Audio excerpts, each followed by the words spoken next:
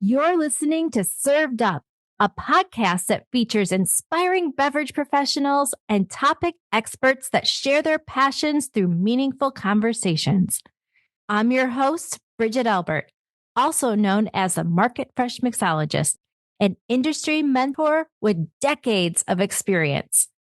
Grab a cocktail and sit back. Let's learn how we can make a positive impact in our industry.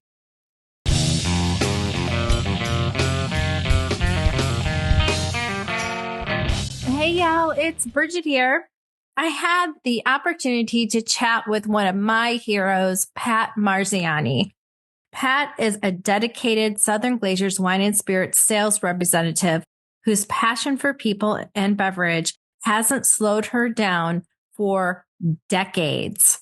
Now in her 80s, Pat continues to break down barriers, championing inclusivity and creating space for everyone in the industry, one relationship at a time. So sit back, relax, grab yourself your favorite cocktail, and enjoy the show.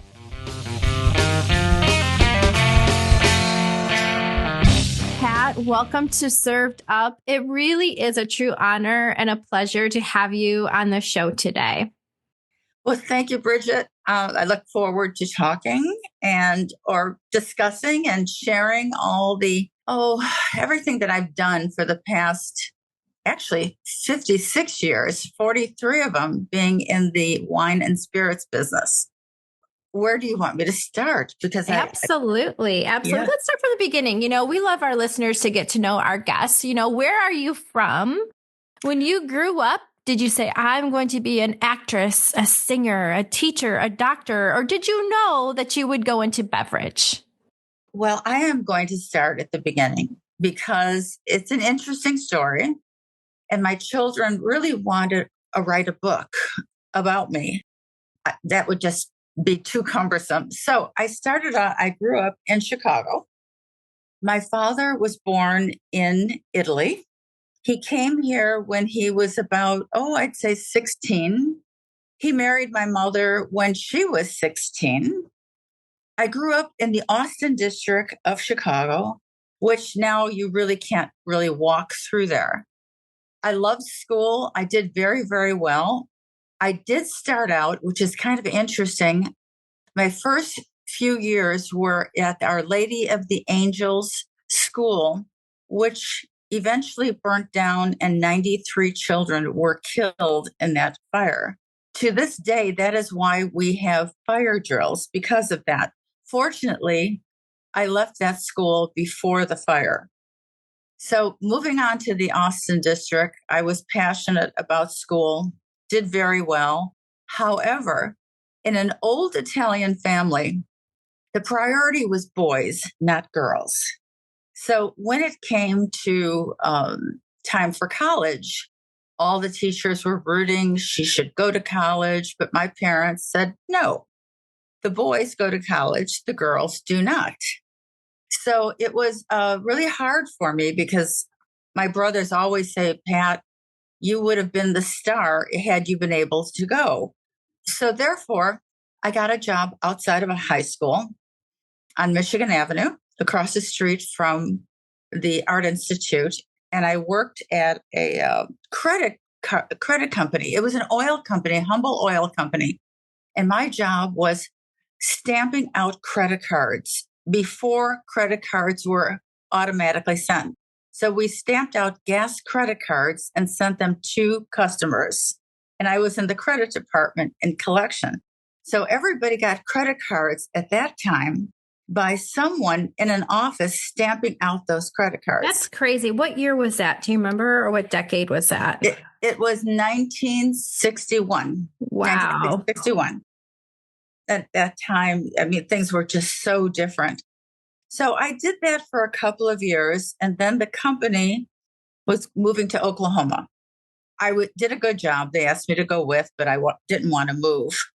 So I did more secretarial job at that time because women at that time were expected to be teachers, nurses, secretaries. Okay. I remember I had the ability for art, and the teacher said, your daughter should go into art.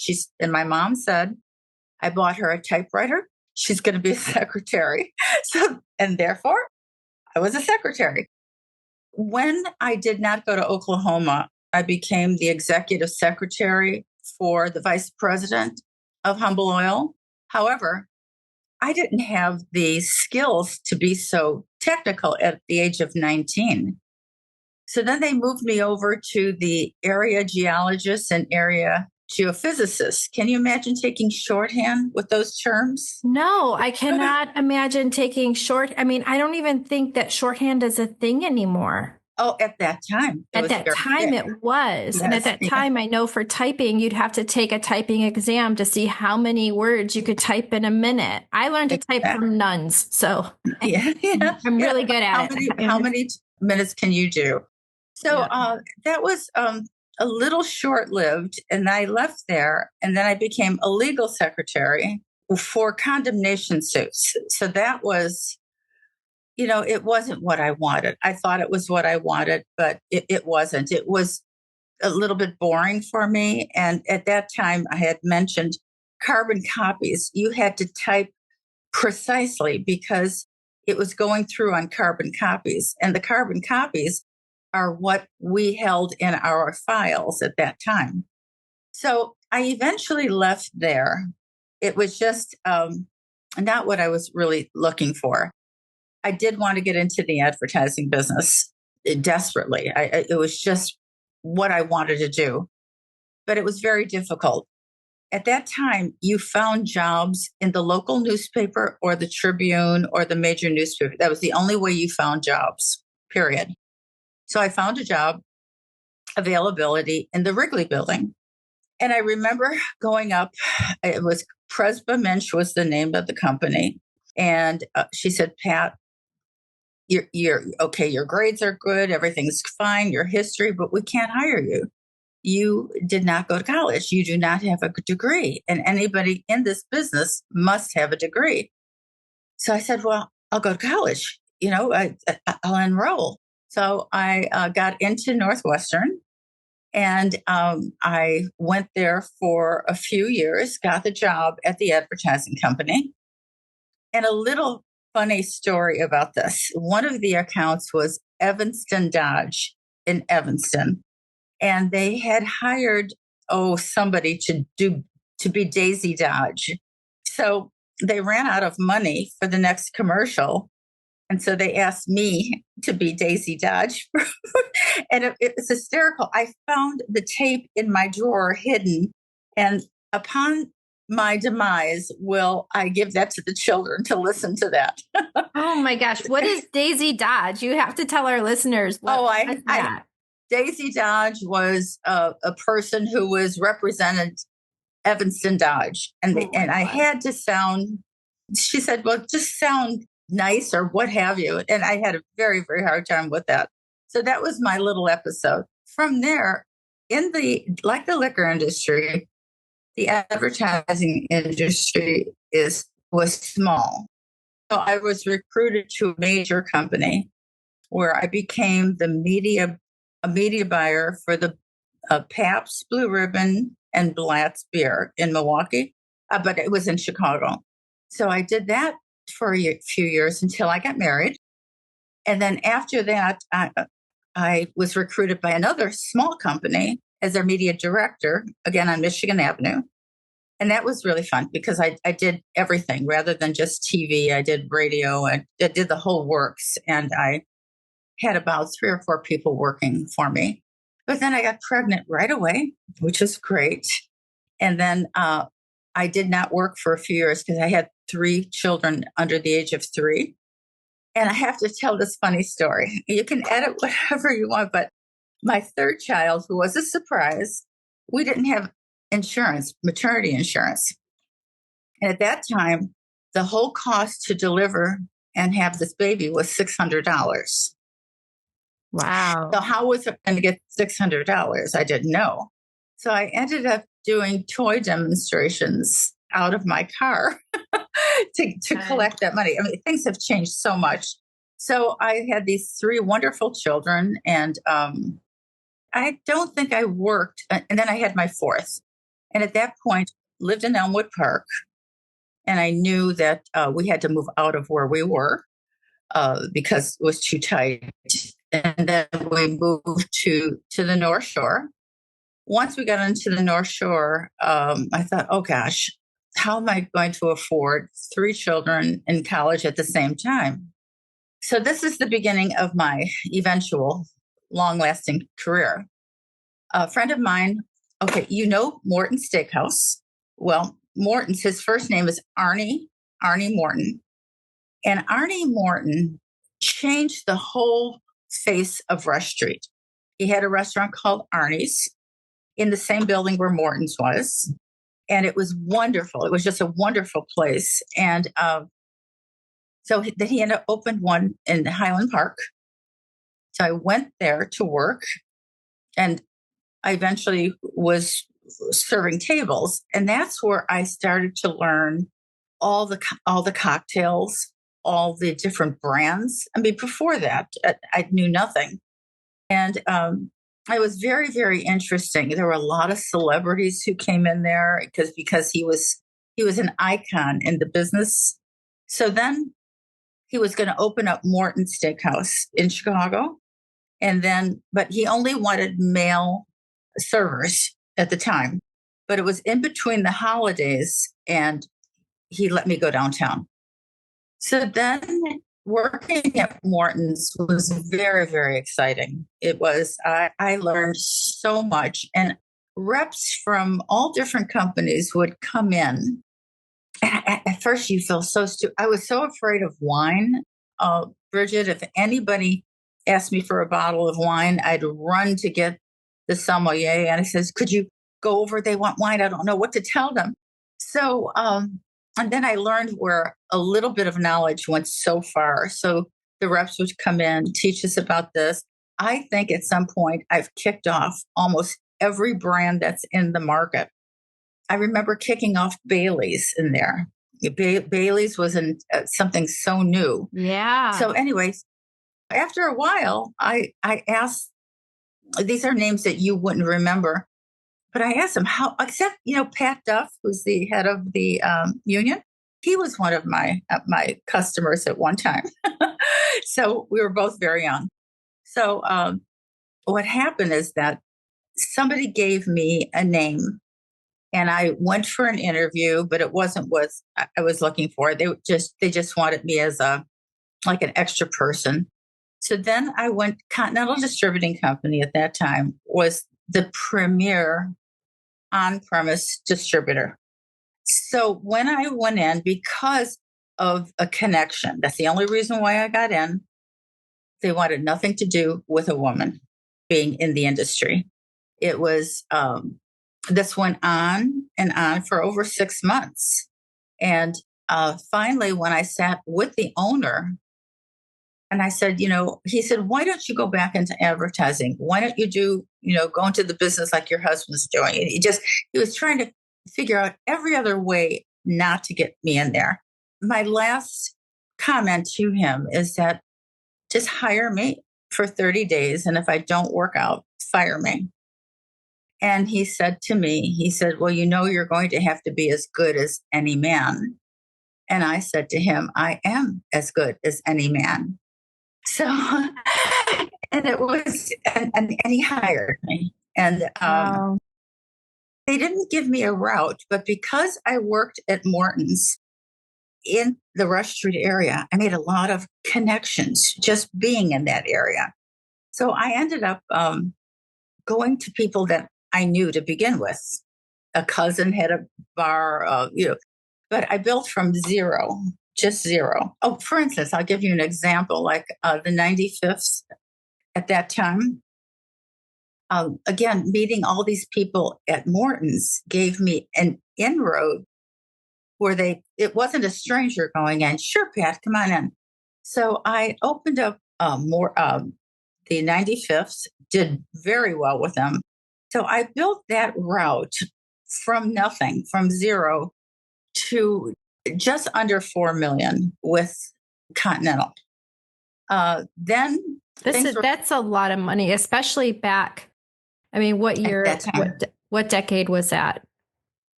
Is that the 80s? That was 80. Okay, I started with Continental 1981. Yeah. So this is So in the 1981, 80s. right, Wow. right. And I stayed with them for 15 years. So, and then things were kind of going down at Continental.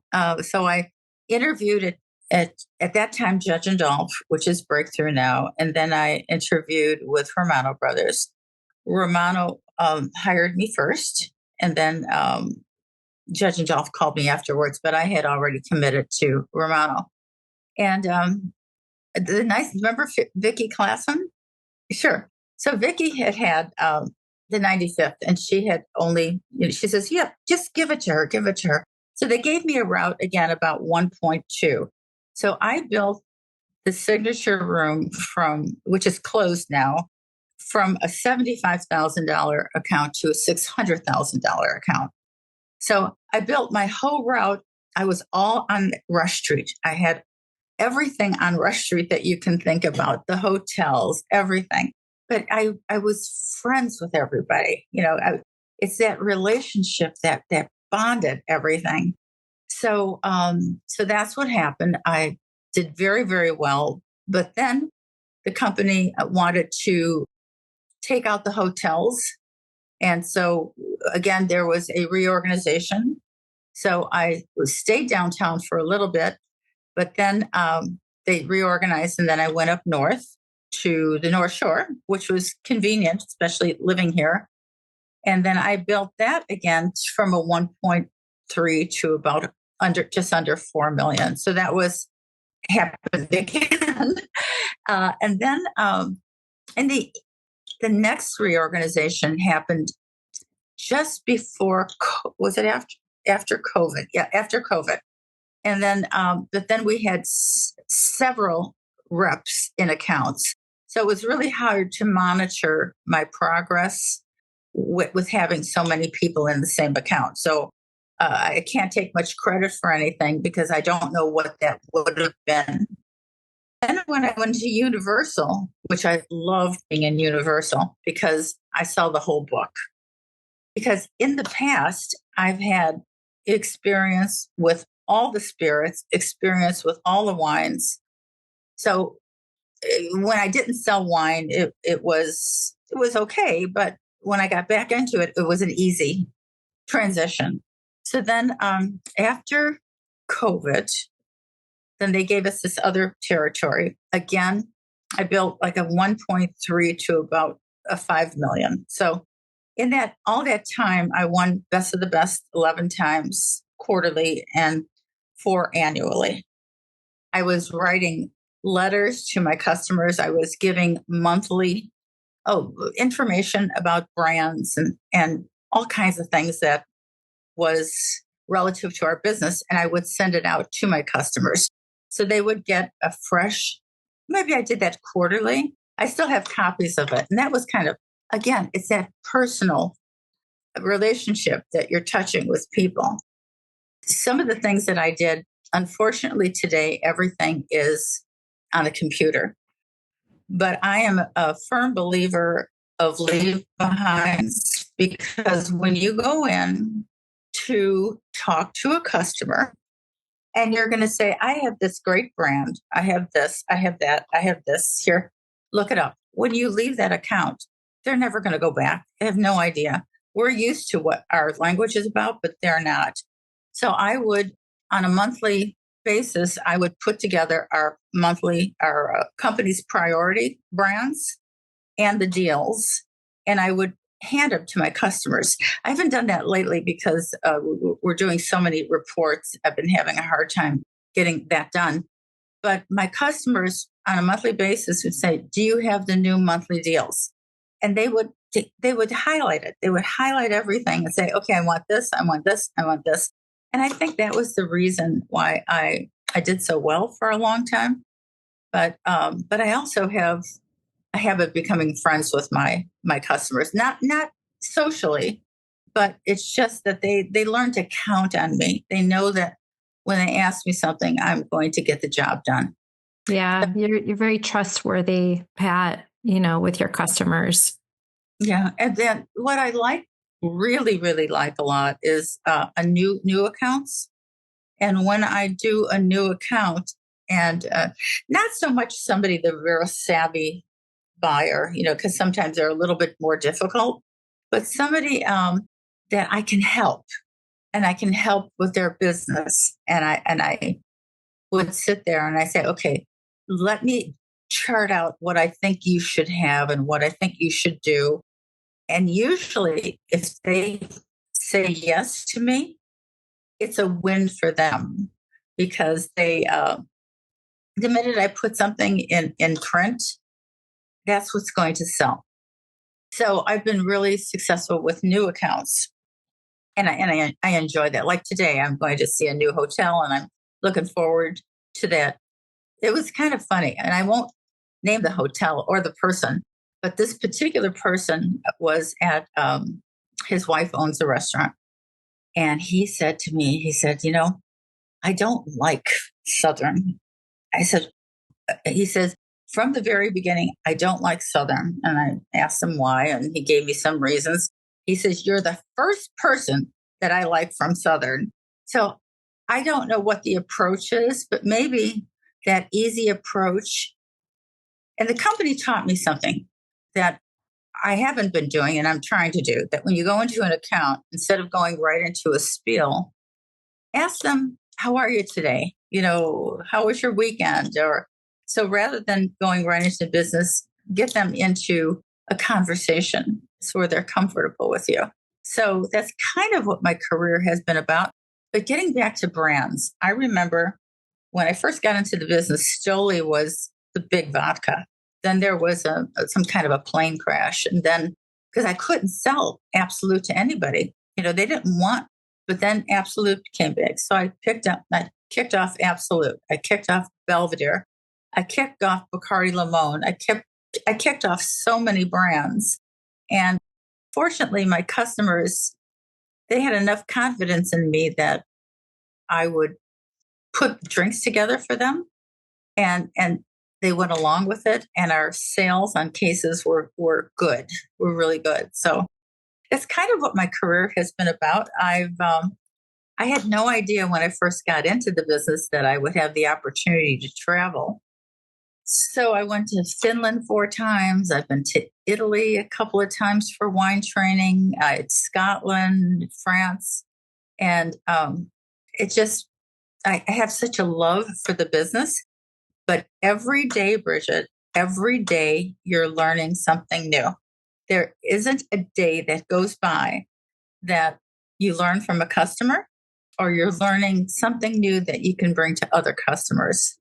So I really love what I do, and I can't imagine not doing it. Well, let's talk about that, because you've been in the industry for 44 years. Is that right? 44 years this May, yes.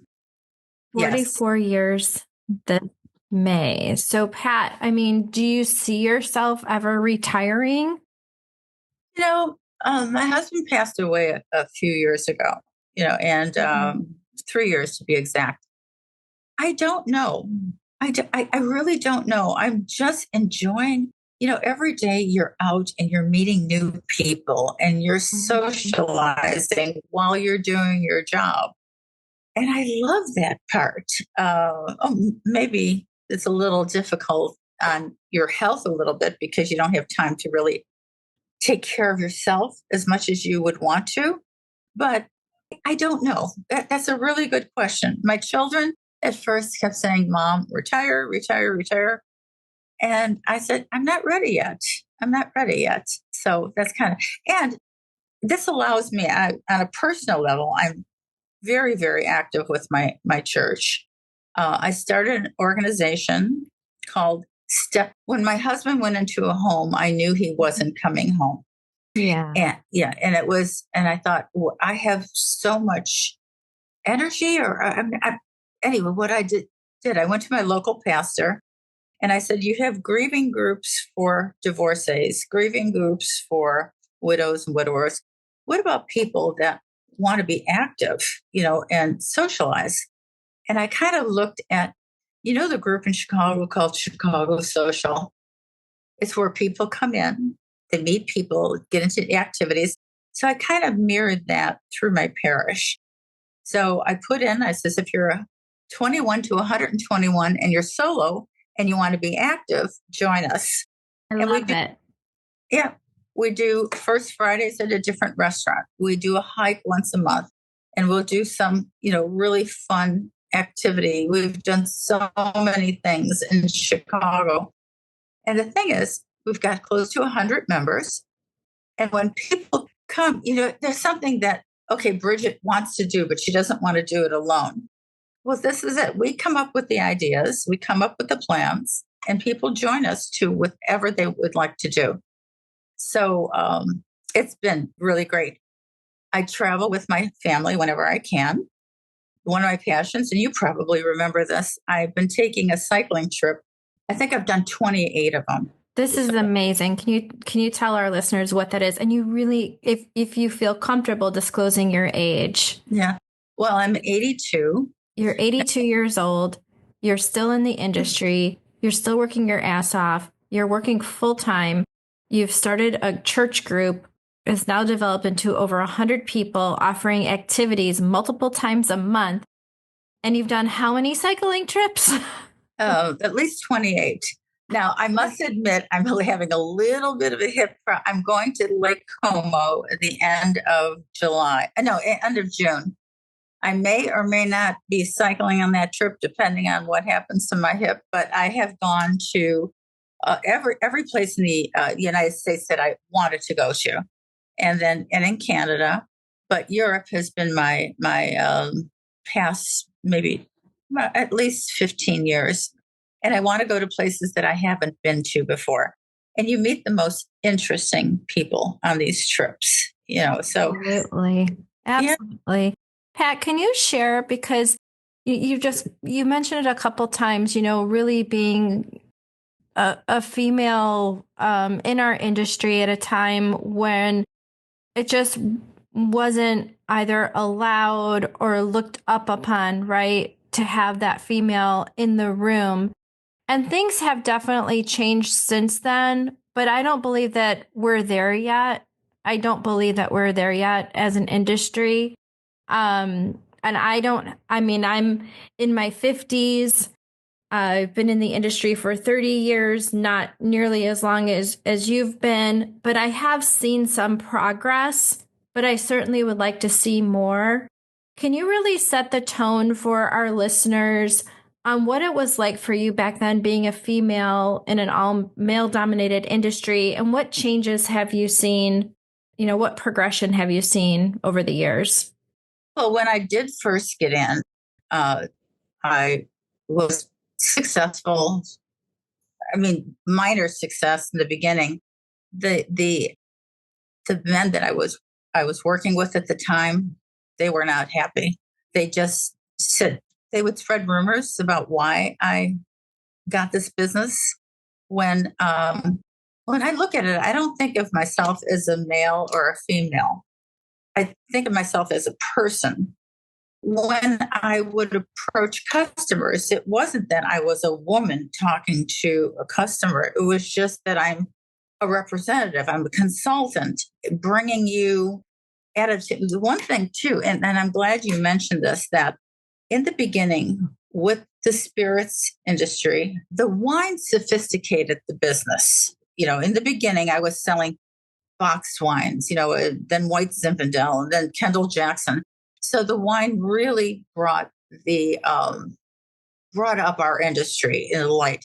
But because I was in the advertising business, and it was a very dignified business, people didn't think that way of wine and spirits, especially spirits, because maybe local taverns. And what I wanted to do, and I think I did, I brought a lot of dignity to our profession, because that's how I handle myself with my customers, in not having a shot at the bar with them. There's no problem having a cocktail, but I'm bringing value to them. I'm bringing experience to them. I'm bringing ideas to them on how they can grow their business. And I think I think I've had something to do with bringing up the personality of being a much finer industry to be into. Yeah, I agree. I mean, I had the pleasure and honor of working with you, just developing a few cocktail menus and things. And you're so classy. You really bring that class. It just oozes out of you. I don't know what else to say, but you do bring that sophistication, the class, and no nonsense as well. You're there for a reason. You're there to do a deal. You're there but you always have had, in my experience working with you, the best interest of your account, the best interest of the customer. And you lead with that with such sophistication and grace, which is why I think you've had the longevity that you've had, in the spirits industry. You didn't fall down the rabbit hole of doing, like you said, doing shots and just the nonsense of it that can really take over someone and can shorten their life. Seriously. Mm-hmm. And so, but you didn't do that. You really leaned in to the education that was available, leaning into that and extending that out to your customers, and always being that person that could offer resources, right, Mm-hmm. to your customers. Mm-hmm. Yeah. It's really always been a joy to see you work your craft. Yeah, it was just, it's been good. And that's, I think, I don't want to call it a game and I don't want to call it a challenge. I just want to call it opportunity. Mm-hmm. And now I've just been given 23 new accounts, and that's going to be a challenge for me now. I kept a lot of my accounts, but the new ones are going to be a challenge for me. One account I was kind of excited about, he has a very good sense of humor. I'm going to roll over his entire wine list. I gave him the recommendations. He's going with the recommendations. So, but it's going to take a while to get to know people and have them trust me and know what I can do for them. So it's like a wall that you're up against when you're taking on new customers that maybe had bad habits, and it's going to take time to reverse that. So, but I'm very, very blessed with my family. I also at church, I do a lot of fundraising. We just had a fundraiser for food stamps, not food stamps, but food gift cards. And we raised $11,000 in 2 hours at one That's amazing. Do you want to mention your church's name?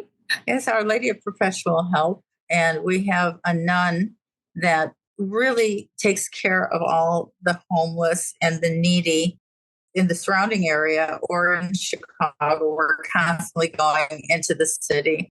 But I take a lot of pride because, when I first got married, I didn't have a whole lot of money.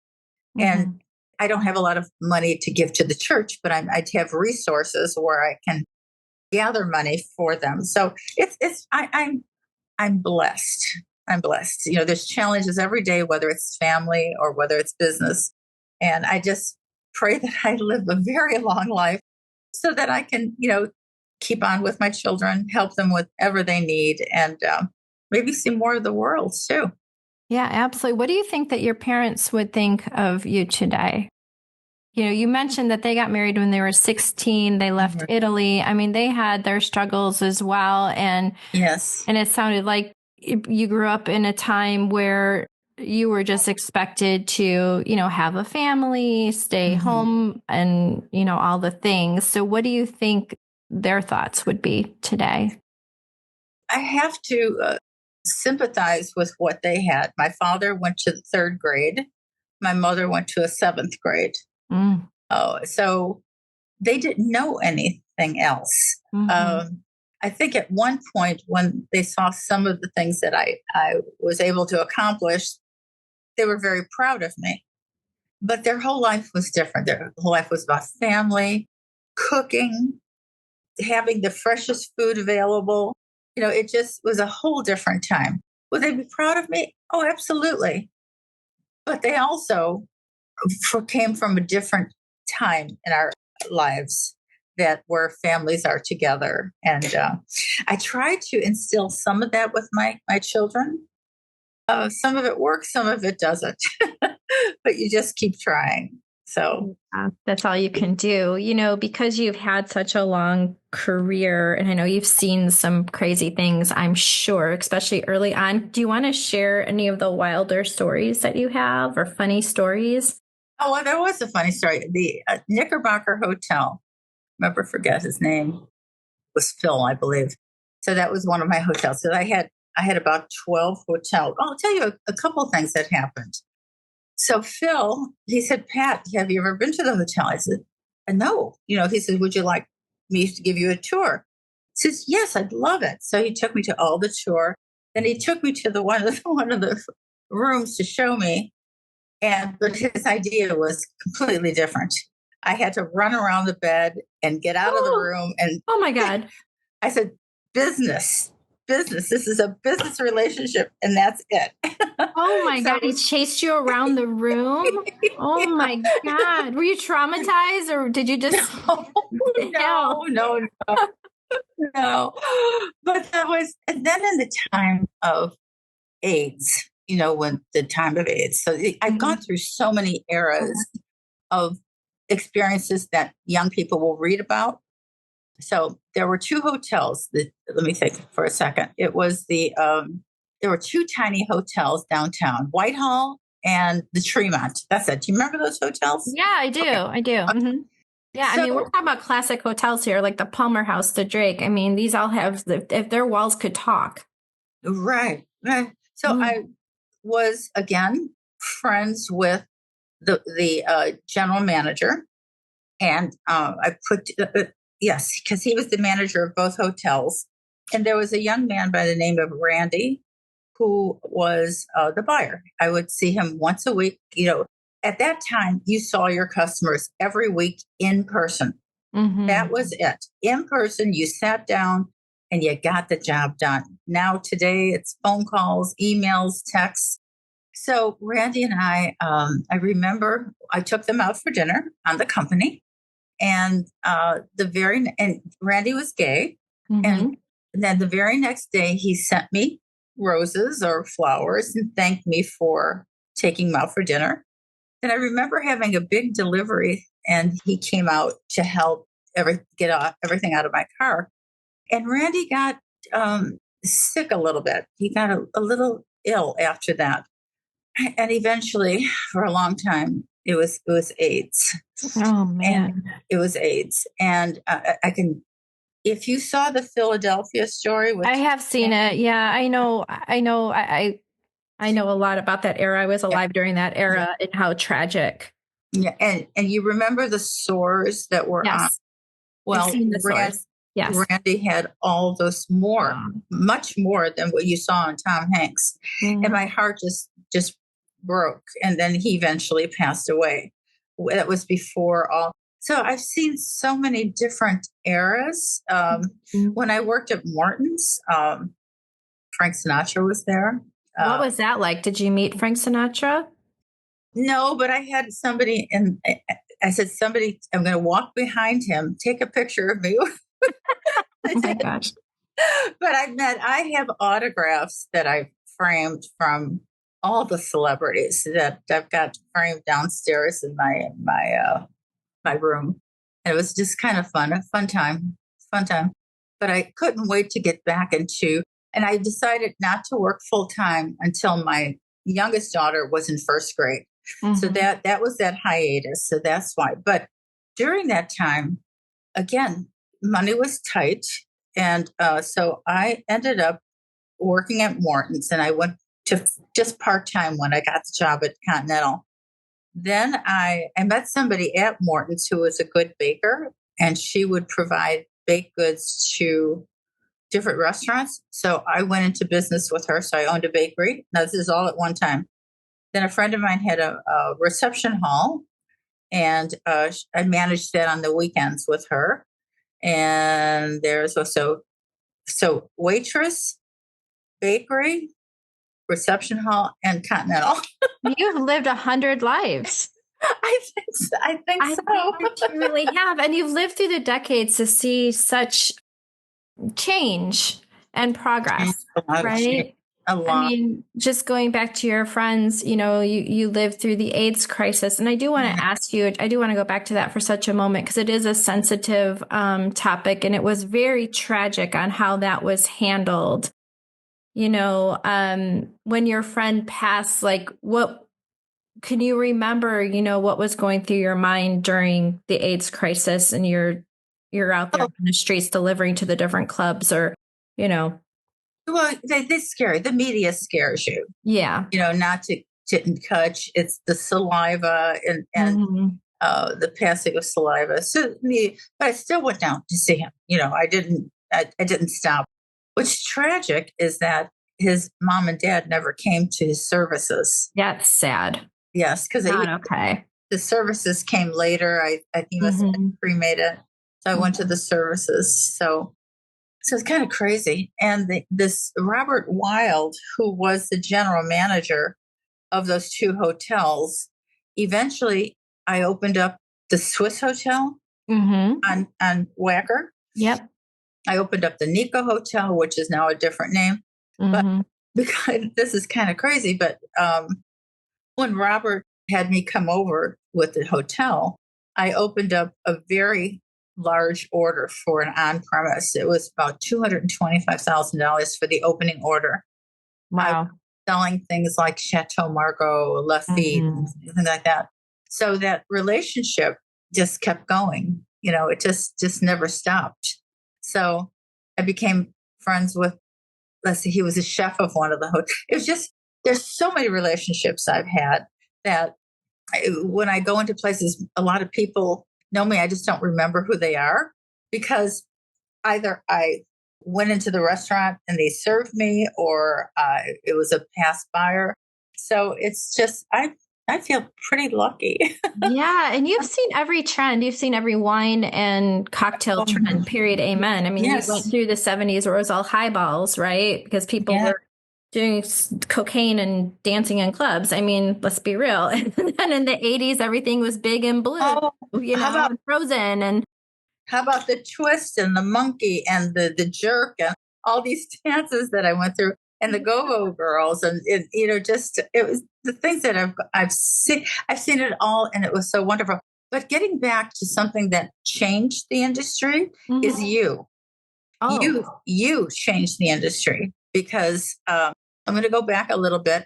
When I worked at Continental, Fred Greenfield, Fred mhm. Greenfield, so he changed the wine aura because he was at Continental, but he's the one who started all this fine wine, and so I learned a lot from him. But then you came along and just changed and blew up everything because you were just the foundation of what I always believed in, except that you had the talent of putting these drinks together, where I was just guessing the whole time, but you actually put the recipes together. So, where I was doing what you brought to the table, you came and glorified it and perfected it. And it That's just, really sweet, yeah, Pat. Thank and you. it just made me want to do more, to be honest with you. So, Thank you. That's really nice. Any compliment from you is beyond yeah. amazing. So thank you. I really appreciate that. I remember the early days working with you. I always looked forward to working with you. There were so many that I didn't care to work with ever for many reasons. But when I saw like Pat's calling or sending me a note to work with a client, I was always so delighted. 'Cause There was a place in Glenview, a Mhm. Tower Grill, Yep. that the whole menu came from your book. Yeah, I remember that. It was Yeah, and you amazing. came. Yeah, it was amazing. So yeah, so lots of good memories for sure. Yeah. What's next for you, Pat? Lake Como right now, and Yes. if I whether I'm walking or riding a bike or sitting in the van, I'm going to Lake Como. I have maybe one or two other if I'm able to, if my strength is able to, I have maybe a couple more cycling trips I'd like to go on. And I'm not sure. I'll just continue with what I'm doing. And it's spending time with your children that, when say, well, spend more time with your children. I will never, hopefully, my house is my little domain here. I'm a gardener. Glenview is popping up. All new restaurants are going into Glenview. And children say, Mom, why don't you move? I said, no, I have the gardens behind me. I said, no, I'm not going to do that. I'm going to stay right here until I can't anymore. So I think I'm just going to keep on with what I'm doing and then jump at any opportunity that I can. And I don't know what I'd like to do is when I retire is live in an area for a month just to get into their culture. Oh, I love that. Yeah, it's like out in Cape Cod. There's a place in Cape Cod that I loved. I thought, okay, rather than staying here for overnight for 2 days, I'd like to live there for a month, or what. So that's kind of what I'd like to do. I'm not sure if I'll do it or not, but whatever. Well, whatever you do, I know it will be fabulous. You just have this beautiful spirit about you that's adventurous. It's real. You're completely authentic, which I believe that's another reason why you've been so successful in our industry and beyond. And I am grateful that you didn't go to art school because then I would have never met you. But I've also seen your home. I have been in your home before. I don't know if you remember, but I have been in your home before, and it's beautiful. And you do have this talent to make everything around you lovely. Yeah. And I do like to cook, although I have nobody to cook for anymore, but I do like to cook and bake. But so sometimes I'm just having cereal for dinner now. It doesn't really matter. Can you leave us with some advice, Pat, looking back on your career? For those that are listening, we do get a lot of listeners that are not in the beverage industry. Served Up is worldwide. I believe now we're in 61 countries. And so people that are just listening and tuning in to be inspired and that are maybe a little trepidatious, a little bit scared to take that leap, right, into a career that they are curious about. What advice do you have for that person? I think it's not to be afraid. Give it a try. If you don't try, if you don't step forward, you'll never know whether it was something that you would have liked or would not have liked. Keep going. Don't give up. The one problem that we have now is that with trying to get a job now, everything is online. So that potential employer may never get to see the potential of that person who wants to apply. So it's and I think that's where the connections come in, but there are so talented people that will never have a connection. That's one drawback from our today, but just not to give up, have confidence. Don't think of genders in there. Just think of who you are and have faith in yourself, actually, and just move forward. And if that door closes, there's something else that's going to open up for you. Yeah, I love that. Thank you for leaving us with that great advice. And on behalf of Served Up and myself, I just can't wait to see what you do next, Pat, and I want to thank you for paving the way for people like myself, paving the way for women in the industry, for people that just want to do the good work as well and not get mixed up in the bullshit. You've done it artfully and with so much grace. And so I want to wish you some great health and a lot of peace, and just thank you for being on the show. You're a marvel. Thank you, Bridget. It's so nice talking to you again. Thanks for listening. Served Up is brought to you by Southern Glazer's Wine and Spirits. Produced by Zunu.online. Music by We Killed the Lion can be found on Spotify. Make sure to subscribe to be notified of our future Served Up episodes. Cheers.